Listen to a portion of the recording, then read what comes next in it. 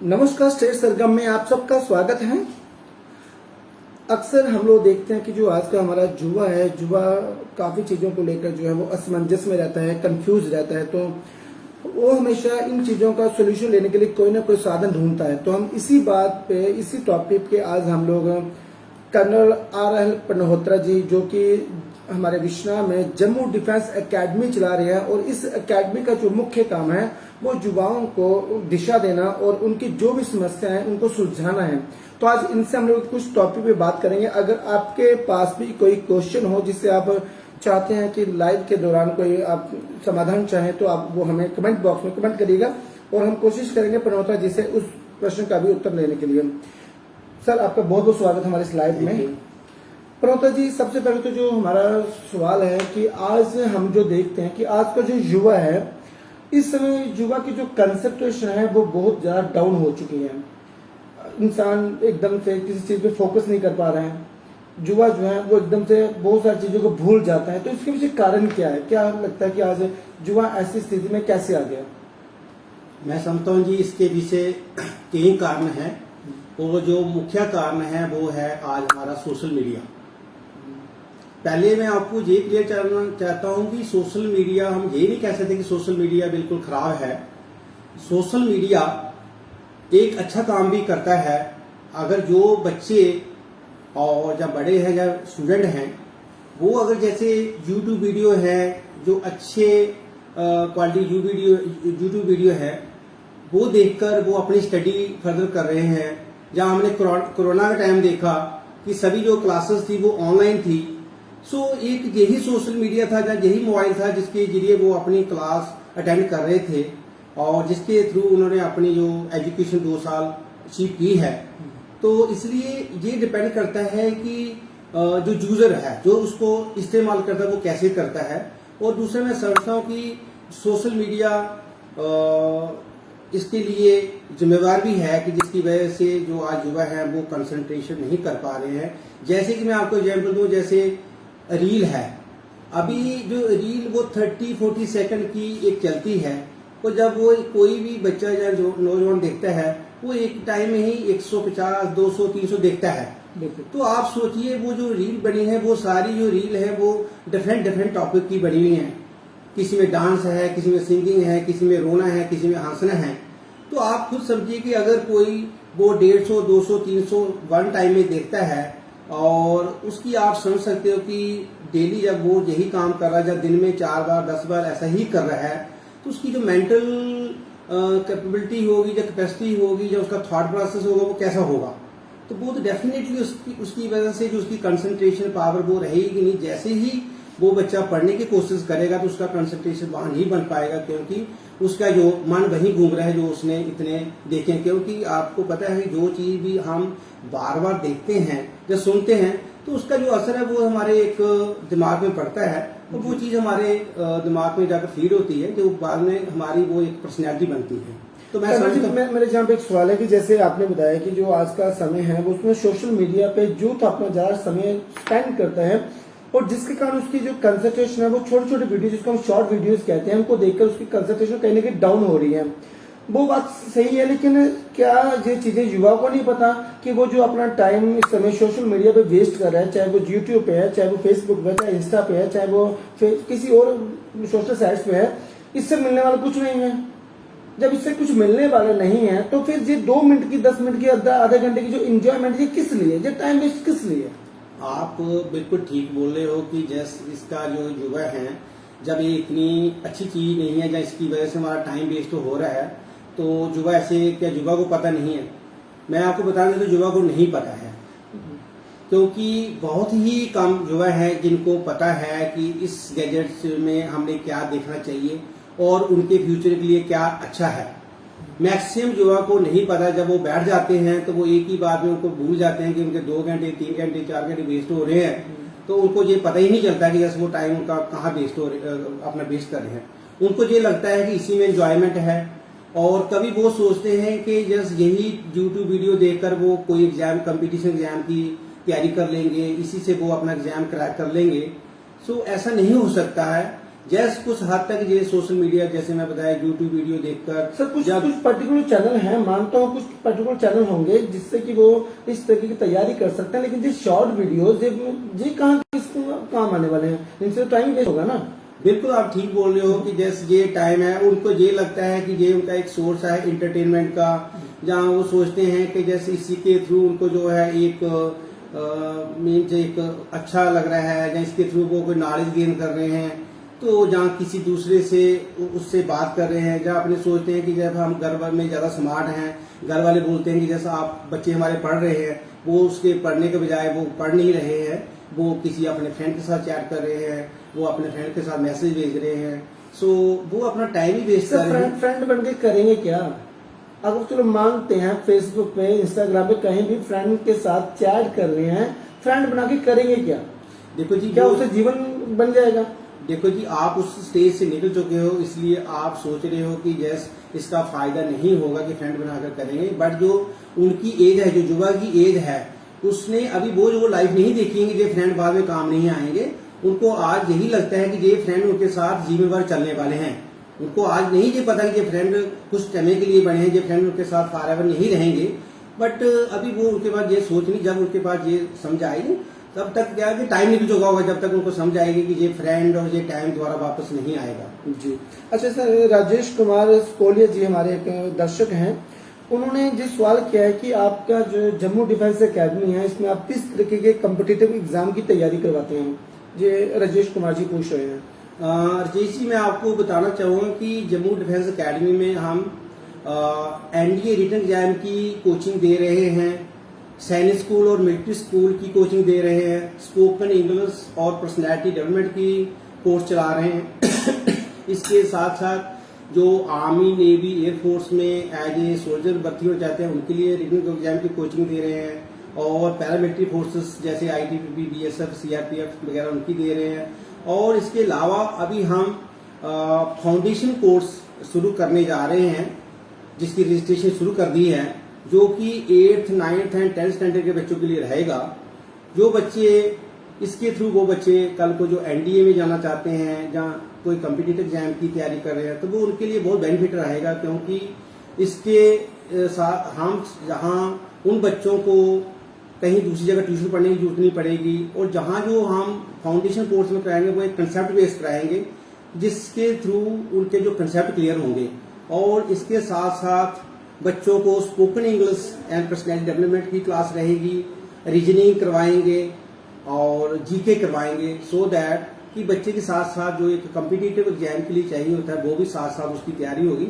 और मैं समझता हूँ कि अगर वो 8th, 9th एंड 10th 3 साल करता है, वो 10th के बाद अगर वो कोई भी प्लान करता है कोई जॉब जल्दी लेने के लिए, और अदरवाइज वो बच्चा एनडीए या किसी भी कम्पिटिटिव एग्जाम के लिए, उसके लिए एक अच्छा पाथ है, और इसके थ्रू वो काफी फायदा ले सकता है। सर अभी आपने बात करी कम्पिटिटिव एग्जाम की, तो हम लोग देखते हैं सर मोस्टली बार जब भी चाहे वो स्कूल के टेस्ट हो, स्कूल के एग्जाम हो, या कोई कम्पिटिटिव एग्जाम की बारी हो, या कहीं भी हो, जो भी इन एग्जाम में पार्टिसिपेट करके आते हैं, जब हम उनसे पूछते हैं कि आपका एग्जाम कैसा रहा, तो उनका ये कहना होता है कि बहुत अच्छा रहा, बहुत बढ़िया रहा। लेकिन जब रिजल्ट की बात आती है तो रिजल्ट में उनके मार्क्स कम होते हैं, तो आखिर ऐसा क्या होता है कि जो बच्चा ये कहता है कि मेरा बहुत अच्छा रहा, मैंने मैच भी किया, हर जगह ठीक है, लेकिन उसके बावजूद मार्क्स कम है, इन मार्क्स कम होने की वजह क्या हो सकती है? इसके पीछे जी, जैसे आपको पता है कि जो अभी हमारे एग्जाम है वो ऑब्जेक्टिव टाइप, मैक्सिमम जो एग्जाम है वो प्रीलिमिनरी एग्जाम जो उसके होते हैं, पहला पार्ट होता है वो ऑब्जेक्टिव टाइप रहते हैं, और बहुत से जो लोअर लेवल के एग्जाम उसमें सिर्फ होते हैं ऑब्जेक्टिव टाइप हैं। तो जो ऑब्जेक्टिव टाइप हमारे ABCD होता है, तो इसमें क्या होता है कि जो उसमें से डिफरेंस रहता है, जो फर्क रहता है, उसमें फर्क बहुत ही कम रहता है। जो ठीक होता है और जो गलत होता है उसके में बहुत ही फर्क रहता है। उस वक्त जो कैंडिडेट जब करता है तो उसको लगता है कि जैसे जो उसके मन में आ रहा है उसको लगता है यही ठीक है। उस वक्त उसको नहीं पता चलता कि नहीं, जो करेक्ट आंसर है वो दूसरा है। इसलिए जब वो घर पे आता है, दूसरा क्या करता है कि जब वो पेपर देखता है तो उसको लगता है कि ये सारा पेपर उसको आता है, वो इस वक्त भूल जाता है कि ये इसमें नेगेटिव मार्किंग भी है। तो जो उसने कुछ अच्छे ठीक क्वेश्चन भी किए होते हैं और बाकी टाइम वो सभी को उसके साथ साथ ही अटेम्प्ट कर देता है, जो उसके गलत भी होते हैं क्योंकि उसको लगता है कि उसकी तरफ से ठीक है, जिसकी वजह से क्या होता है कि बाद में जो उसने करेक्ट आंसर भी होते हैं वो भी जब वो नेगेटिव मार्किंग होती है तो वो भी उसमें नेगेटिव में चले जाते हैं, जिसकी वजह से वो एग्जाम पास नहीं कर पाते हैं उनको उससे पहले लगता है कि वो क्रैक कर लेंगे, बट ऐसा होता नहीं है। तो कहने का मतलब ये है कि जो बच्चा कॉम्पिटिटिव एग्जाम की तैयारी करने के लिए जा रहा है, सबसे पहले उसे सिर्फ उन्हीं प्रश्नों के उत्तर देने चाहिए जिन पे वो 100% कॉन्फिडेंट है कि ये सही है, और जिन पे वो कंफ्यूजन है, जिन पे डाउट्स हैं, उनको लास्ट में एंड में छोड़ दे, और लगे कि अब इसमें कुछ चांसेस हैं तो ही उसको उत्तर दे, अदरवाइज उसको छोड़ दे, ताकि नेगेटिव मार्किंग ना हो। जी देखो जी, सबसे पहले हमें समझने की जरूरत है कि हम जो भी कोई कम्पिटिटिव एग्जाम में जा रहे हैं, हमारा एम है कि वो कम्पिटिटिव एग्जाम पास करना। हमारा एम नहीं है कि उसमें हमने डिस्टिंक्शन लेनी है। सो हमने ये टारगेट बना के चलना है कि जैसे मैंने ये एग्जाम क्वालिफाई करना है, क्रैक करना है, ना कि मुझे इसमें से डिस्टिंक्शन लेनी है। सो कैंडिडेट बहुत से टाइम क्या होता है कि वो भूल जाते हैं, तो उनके लिए सबसे जरूरी ये होता है कि पहले वही क्वेश्चन अटेम्प्ट करें जिसमें वो श्योर शॉट है, सो दैट उनको जो नेगेटिव मार्किंग वो ना हो, और उससे वो बेटर रहेगा। तो उनको हमेशा ये स्ट्रेटेजी बनाकर चलना चाहिए जिसमें वो श्योर शॉट है वही क्वेश्चन अटेम्प्ट करें। और अगर कोई पेपर ऐसा है जिसमें नेगेटिव मार्किंग नहीं है, उसमें वो फिर भी चांस ले सकते हैं, नो प्रॉब्लम, बिकॉज उसमें नेगेटिव मार्किंग नहीं है। बट जहां नेगेटिव मार्किंग है वहां वो चांस ना लें, वो उन्हीं क्वेश्चन को अटेम्प्ट करें जो क्वेश्चन में वो श्योर है। अच्छा कर्नल साहब, मेरा एक सवाल जहाँ पे और आता है कि जैसे आज का युवा हम लोग देखते हैं कि बड़े बड़े स्कूलों में, बड़े बड़े इंस्टीट्यूशन में वो एडमिशन करवाता है, और एडमिशन करवाने के बाद में अगर उसे कहीं 10 बंदों के सामने खड़े होकर किसी चीज पे, किसी टॉपिक पे बोलने के लिए बोला जाए, तो वो वहां पे बोल नहीं पाता। जहाँ कभी कैमरे के सामने आके उसको फेस करना हो, कैमरे के सामने कुछ विचार रखने हो, तो वो बोल कर नहीं पाता। तो फिर ऐसा क्या है कि अगर वो बड़े बड़े स्कूलों में, बड़े बड़े इंस्टीट्यूशन में पढ़ पाता, लेकिन इन चीजों पे वो पीछे क्यों हट जाता है? उसके पीछे क्या कारण हो सकता है? देखो जी, इसमें जो बड़े स्कूलों की कोई गलती नहीं है। बड़े जो स्कूल बने हैं तो डेफिनेटली वो स्कूल अच्छे होंगे जब उनकी फाउंडेशन अच्छी रही होगी, उनकी जो थॉट प्रोसेस, उनकी जो सोच है, उसके पीछे जो एम है, टारगेट है, वो अच्छा रहा होगा, तभी वो स्कूल बड़े बड़े हैं, तभी उन्होंने स्कूलों ने प्रोग्रेस की है। तो मैं नहीं समझता कि उन स्कूलों में कोई कमी है। जो कमी है वो अगेन वो बच्चों में कमी है, क्योंकि वो बच्चे जब उनके अंदर वो कॉन्फिडेंस नहीं है, उनके अंदर वो कॉन्फिडेंस नहीं है, और जहाँ वो जो टीचर्स वहाँ सिखा रहे हैं वो वहाँ उनको ध्यान से सुनते नहीं हैं, तो जिसकी वजह से क्या होता है कि उनका जो कॉन्फिडेंस लेवल कम रहता है। तो जब भी वो कभी किसी के सामने बोलने का मौका आता है तो उसके अंदर क्योंकि कॉन्फिडेंस नहीं है, उसको ये लगता है कि मैं ठीक भी बोल रहा हूँ या गलत बोल रहा हूँ। दूसरे क्या है कि जो कम्युनिकेशन स्किल है, आल्दो कि आज के बच्चे जो बोलते हैं वो बोलते हैं कि जैसे हम बहुत अच्छी इंग्लिश बोल लेते हैं, हमें बोलना आता है, लेकिन जब काम की बारी आती है तो वहाँ वो नहीं बोल पाते हैं। क्योंकि ये चीज़ मैं खुद जम्मू डिफेंस अकेडमी में देखता हूँ, बच्चे मेरे पास आते हैं, इवन तो मेरे पास जो ग्रेजुएट बच्चे भी आते हैं, जब 2 लाइन की बोलने की आती है वो नहीं जो बोल पाते, क्योंकि मैं समझता हूँ कि उनका जो फाउंडेशन है, बैकग्राउंड रही है, वो ठीक नहीं रही उस हिसाब से, जिसकी वजह से उनकी जो प्रॉब्लम है। तो वो बच्चे जब भी चाहे वो अपनी फाउंडेशन ठीक कर सकते हैं, वो अपने आप की इम्प्रूवमेंट कर सकते हैं। इसके लिए कोई ऐसा टाइम नहीं है, जब भी इंसान चाहे वो अपने अंदर इम्प्रूवमेंट ला सकता है। ये डिपेंड करता है कि वो कब लाना चाहता है या नहीं लाना चाहता है। जब तक उसको लाइज नहीं होगा तब तक वो लाएगा नहीं, और जब लाइज होगा तो किसी वक्त भी आदमी अपने अंदर इम्प्रूवमेंट ला सकता है। जैसे सर आपने बताया कि उनके अंदर कहीं ना कहीं जो प्रॉब्लम रहती है वो रहती है सेल्फ कॉन्फिडेंस की। कहीं ना कहीं उसको ये लगता है कि जो वो बोल रहा है वो कोई गलत ना हो, और जिसकी वजह से वो थोड़ा शाई फील करता है, और उसकी वजह से वो सामने किसी के आगे बोल नहीं पाता। लेकिन बहुत से ऐसे बच्चे भी हैं जिनके दोस्त या जिनके कोई ऐसे मान के चले जो नाउन है, वो लोग अगर किसी बड़े इंस्टीट्यूशन में, किसी बड़े स्कूल में, किसी बड़े कॉलेज में पढ़ते हैं, तो वो उनको देखकर कहते हैं, घर वालों पर प्रेशर डालते हैं कि हमें भी वो वही दो, हमें वही दो। तो ऐसे बच्चों पे आपको उन्हें क्या कहना चाहिए, क्या संदेश देना चाहिए? मैं उन बच्चों को यही एडवाइस देना चाहता हूँ कि इसमें कोई गलती नहीं है कि आप अपनी फ्रेंडशिप उन अमीर बच्चों के साथ रख रहे हो जिनके पेरेंट्स या जिनकी बैकग्राउंड बहुत अच्छी है और जिनके पास एडुकेट पैसा है, बहुत ज़्यादा पैसा, संपत्ति है, उसमें कोई गलती नहीं है।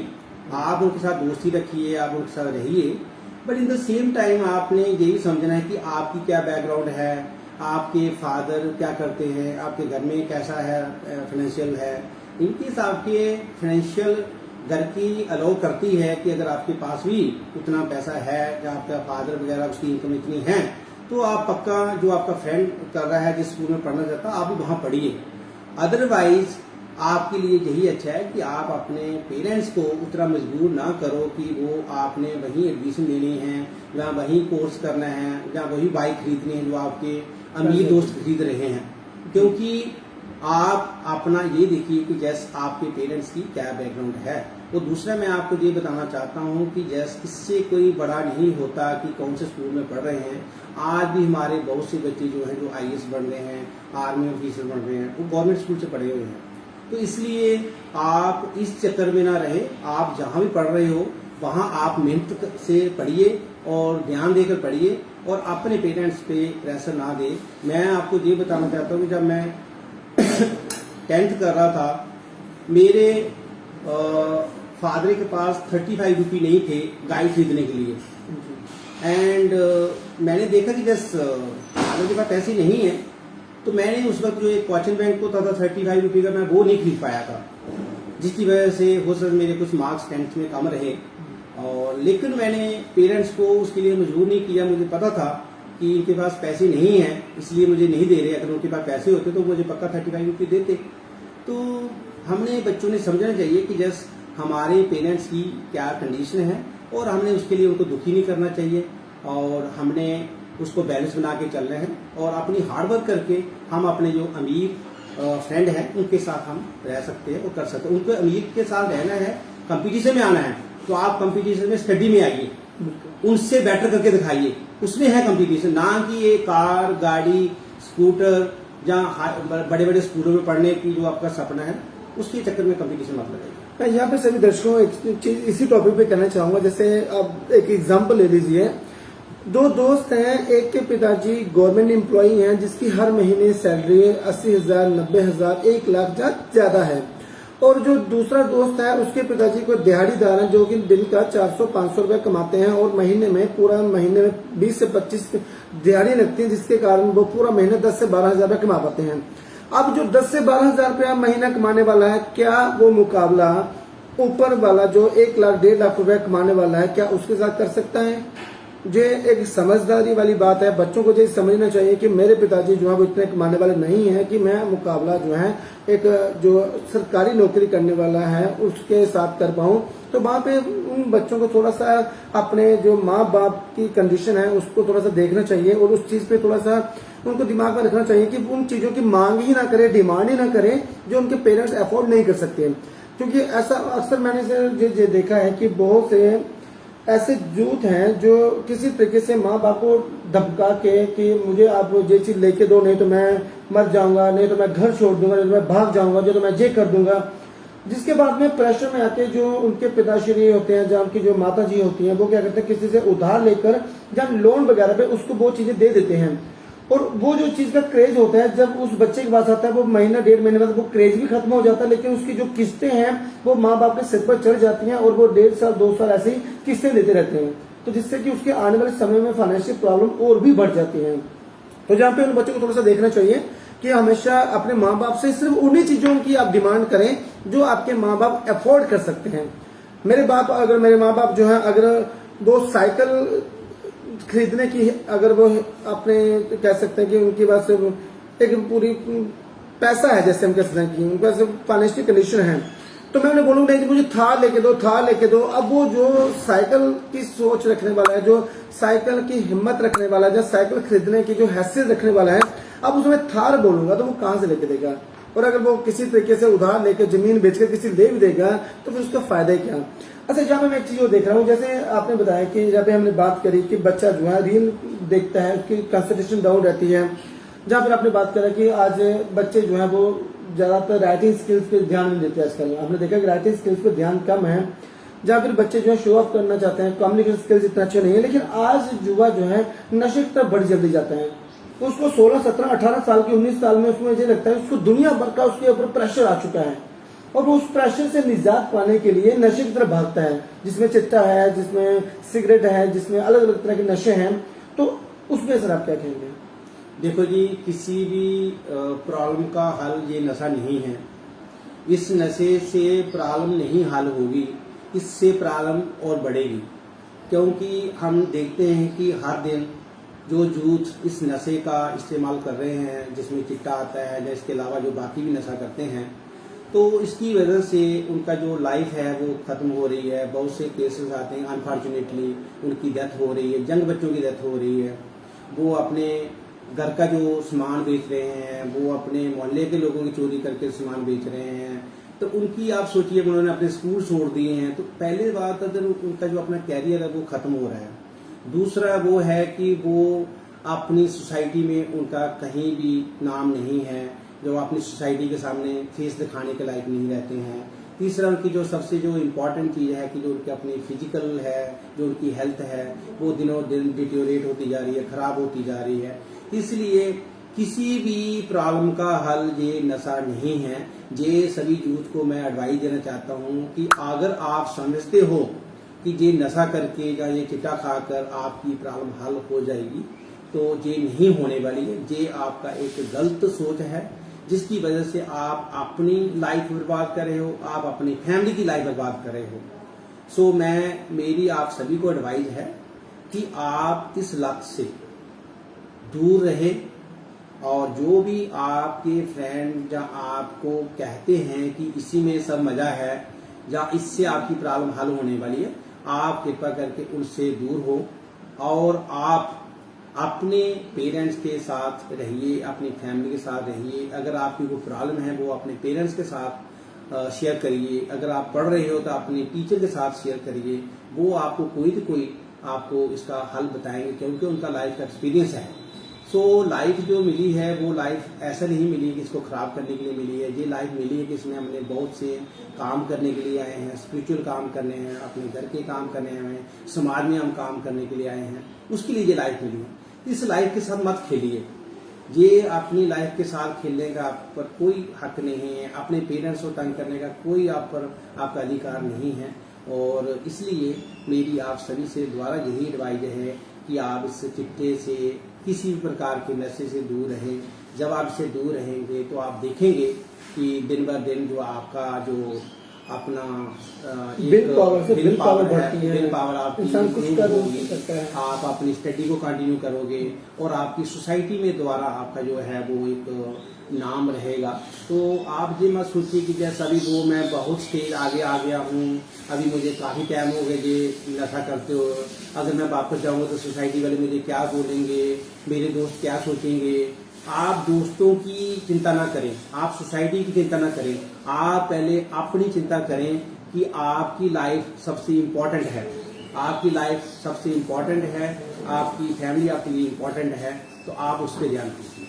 मैं सभी दर्शकों यहाँ पे एक चीज और ऐड करना चाहूंगा। एज ए पत्रकार हम लोग बाहर फील्ड में रहते हैं और ज्यादातर हम लोग जब खबरें करते हैं तो बहुत बार जो खबरें हमें ऐसे ही करनी पड़ती है जिसमें नशे के कारण किसी यूथ की जान चली जाती है, तो हमें उस समय बहुत बुरा लगता है। कल ही हमने एक खबर करी थी, जो लाइव किया था, जिसमें कि एक नीरज नाम का लड़का जिसकी उम्र 33 वर्ष थी और ये रामगढ़ निवासी था, जो कि कल दलियाना गांव में वहां पर मृत अवस्था में पाया गया है। और वहां पे जो भी प्रथम दृष्टया जहाँ पे लोगों ने देखा तो उनका यही कहना था कि ये कहीं ना कहीं नशे की ओवरडोज से इसकी जान गई है। इससे पहले भी बहुत से ऐसे, मैंने जो पिछले 3 साल की मैं अपनी बात करूं, पिछले 3 साल की में मैंने कम से कम 20-25 ऐसी खबरें करी हैं जिसमें जो मरने वाले युवक थे उनकी उम्र 18 साल से 25 से 30 साल के बीच में थी। और ये वो युवा थे जिनको ये लगता था कि शायद हमारी जो प्रॉब्लम है इसका सोल्यूशन नशा है, शायद नशा करने से हमारी प्रॉब्लम सॉल्व हो जाएगी, या फिर उनको नशे में मजा आता है।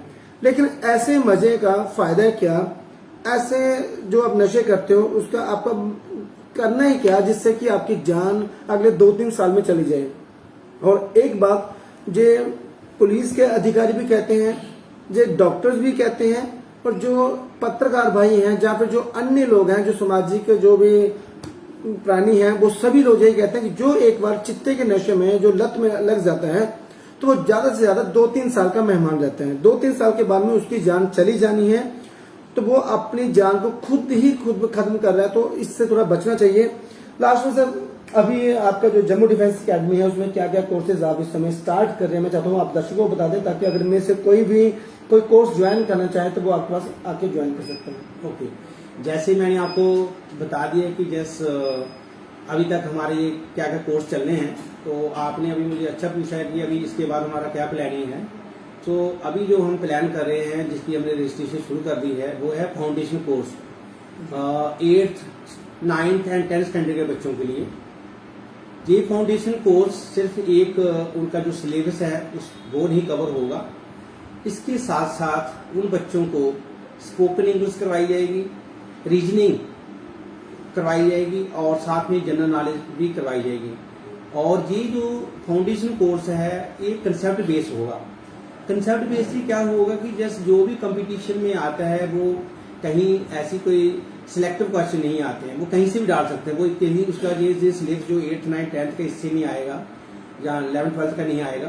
तो इसलिए जब उसको कंसेप्ट बेस उस बच्चे का कंसेप्ट क्लियर होगा तो उसी कंसेप्ट उसी मेथड का कोई भी क्वेश्चन आएगा तो वो बच्चा यही कर सकता है। और आज की जो कंपटीशन मांग रहा है तो वो यही मांगता है कि जो हमारी स्टडी होनी चाहिए वो कंसेप्ट बेस होना चाहिए। तो मेरे पास बहुत से पेरेंट्स के ये सुझाव आए कि आप सर क्यों नहीं 8th 9th 10th के बच्चों का शुरू करते, जो सो दैट उनका जो एक फाउंडेशन बने। जो बच्चे एनडीए में जाना चाहते हैं, जब उसके अलावा जो कॉम्पिटिटिव एग्जाम में जाना चाहते हैं, चाहे वो नीट के थ्रू जाना चाहते हैं, या वो जेई मेन करना चाहते हैं, एडवांस करना चाहते हैं। सो मैंने सोचा कि क्यों ना ऐसा किया जाए कि जिससे जो बच्चे हैं उनका फाउंडेशन 8th स्टैंडर्ड से ही शुरू हो। इसलिए अभी हमने रजिस्ट्रेशन शुरू कर दी है। और मैं यही बताना चाहता हूँ जब जो बच्चे हमारे पास पढ़ेंगे और उन बच्चों को दोबारा किसी दूसरे पास ट्यूशन पढ़ने की जरूरत नहीं रहेगी। उसका जो सिलेबस है वो भी कवर करवाया जाएगा। और इसके अलावा जो एक्स्ट्रा क्यूरिकल है, जैसे मैंने आपको बताया कि जैसे उनका जो है उनको स्पोकन इंग्लिश का रहेगा, साथ में रीजनिंग रहेगी जिसमें वर्ब नाउन रहती है, और जनरल नॉलेज करवाया जाएगा, ताकि उसका यहीं से उस बच्चे के अंदर आए कि जैसे मैंने कल जब कंपटीशन के लिए जाना है तो मुझे इसके साथ साथ क्या करना है। और आई एम वेरी श्योर कि अगर वो बच्चा 8th 9th 10th में और 11th 12th तक कर लेता है तो वो पक्का बच्चा कहीं न कहीं वो अच्छा निकलेगा। और पहला तो जो रहेगा कि वो एनडीए थ्रू निकल जाएगा। दूसरा जो बच्चे सैनिक स्कूल में जाना चाहते हैं तो वो सैनिक स्कूल में 9th में एडमिशन लेकर निकल जाएगा। नवोदय विद्यालय में उसके लिए एक गेट है, उसके बाद जो आरएमसी है उसमें जा सकता है। तो इसलिए हमने ये फाउंडेशन कोर्स स्टार्ट किया, जिसकी रजिस्ट्रेशन शुरू की है। तो जो भी पेरेंट्स चाहते हैं कि अपने बच्चों को, अपने जिनके बच्चे 8th या 9th और 10th में पढ़ रहे हैं, वो आए अपने रजिस्ट्रेशन करवाएं और उन बच्चों को यहाँ से फाउंडेशन कोर्स शुरू किया जाएगा। तो मैं इस वीडियो में आपसे लास्ट में यही कहना चाहूँगा कि जितने भी इस वीडियो को देखने वाले हमारे दर्शक हैं, अगर वो माता पिता हैं तो अपने बच्चों को थोड़ा सा उस पर थोड़ा, देखिए मैं सिंपल से कहूँगा अपने बच्चों को आप थोड़ा सा उन पर ध्यान दीजिए, ज्यादा मत दीजिए, थोड़ा बहुत ध्यान जरूर दीजिए, ताकि आपको पता चल सके आपका बच्चा कर क्या रहा है। कहीं वो गलत संगत में नहीं आ रहा, कहीं वो कुछ ऐसे तत्वों के साथ तो नहीं मिल रहा जिससे कि आने वाले समय में आपके लिए, आपके बच्चे के लिए प्रॉब्लम हो जाए। या फिर अगर कोई यूथ हमें देख रहा है तो आपको मैं एक चीज यही कहना चाहूंगा सभी यूथ से, आप मुझे अपना बड़ा भाई मानिए, तो एक बड़े भाई के नाते अगर आप कोई ऐसे काम करते हो जिससे कि आपका कोई गलत काम होता है तो इससे आपसे भविष्य भी आपका खराब हो सकता है, आपके जान को भी खतरा हो सकता है। इसके साथ ही आप अपना जो है सब कुछ जो है तहस नहस कर सकते हो। तो इन चीजों से जो सामाजिक जो दुर्भावनाएं हैं उनसे थोड़ा दूर रहिए, जो गलत व्यसन है उनसे दूर रहिए और अपने जीवन को सफल करिए। देखिए आप लोग देखते हो जब कोई यूपीएससी क्लियर करता है, जब कोई आईएएस क्लियर कोई बनता है, जब कोई जेकेएस में कोई तैयारी करके कोई टॉप पे आता है, जहाँ कोई उसमें पास आउट होता है, तो उनका कितना नाम होता है। दुनिया भर के चैनल उनका इंटरव्यू लेने के लिए आते हैं, अलग अलग अखबारों में उनके फोटोग्राफ्स आते हैं, तो कितना नाम होता है। तो अगर नाम कमाना तो इस तरीके से नाम कमाओ जिससे कि आपके पेरेंट्स भी आपको पूरे अभिमान के साथ कह सके कि ये मेरा बच्चा है। कहीं ऐसा ना हो कि जिसमें पेरेंट्स भी कहें कि मरने दो, हमारा बच्चा ही नहीं है, हमें इसको पता जी कौन है कौन नहीं।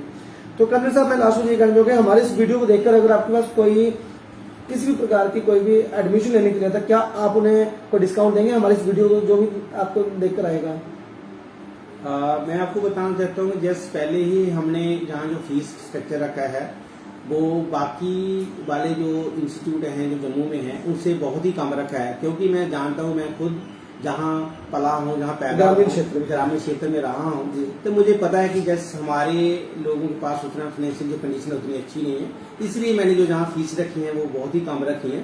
फिर भी जो अभी एडिशन लेगा उसको जो इसमें से 10% जो डिस्काउंट दिया जाएगा। आपके जो मध्य से आएंगे। चलिए जी, तो आपको 10% तक डिस्काउंट जो है वो कर्नल साहब का जो भी आप इंस्टीट्यूट में किसी प्रकार की जो भी कोचिंग लेना चाहेंगे उसमें मिल जाएगा। तो हमारी कोशिश यही रहती है कि हमारा चैनल जो है सिर्फ खबरें ही ना दिखाए, आपको कुछ फाइनेंशियली हेल्प भी करें, कुछ आपके सेविंग भी करवाए, या फिर कुछ इस तरह की जानकारी भी दें। मैं एक चीज और बताना चाहूंगा आपको, जो भी पेरेंट्स देख रहे हैं या बच्चे देख रहे हैं, मैंने MSc काउंसलिंग भी की है और MA साइकोलॉजी की है, और मैंने इसका कोर्स भी किया है कि जैसे जो कैरियर काउंसलिंग रहती है। सो जो बच्चे भी जब उनके पेरेंट्स ये समझते हैं कि वो कंफ्यूज हैं कि अपने बच्चों की, स्पेशली जो 10th में पढ़ रहे हैं, 11th में पढ़ रहे हैं, 12th पढ़ रहे हैं, कि क्या करवाएं।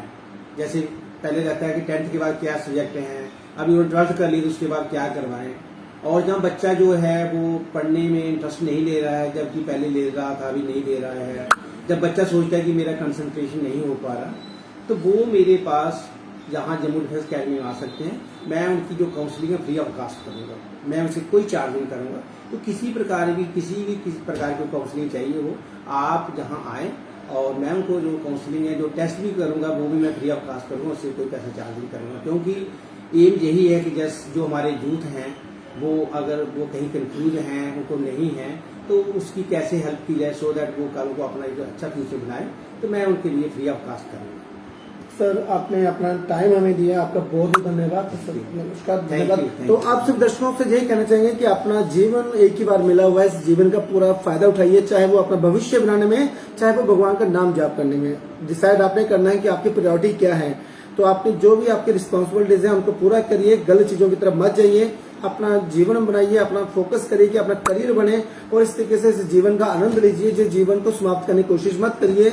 जो हमारे महाकाल जी हैं, जो हमारे जिसको हम कहते हैं जो काल है, वो पहले सर पे बैठा हुआ है, तो इस जीवन को इतना जल्दी खत्म मत करिए। ऐसे अब हमारे साथ बनिए। आप सबके बहुत बहुत धन्यवाद। नमस्कार, जय श्री राम, राधे राधे।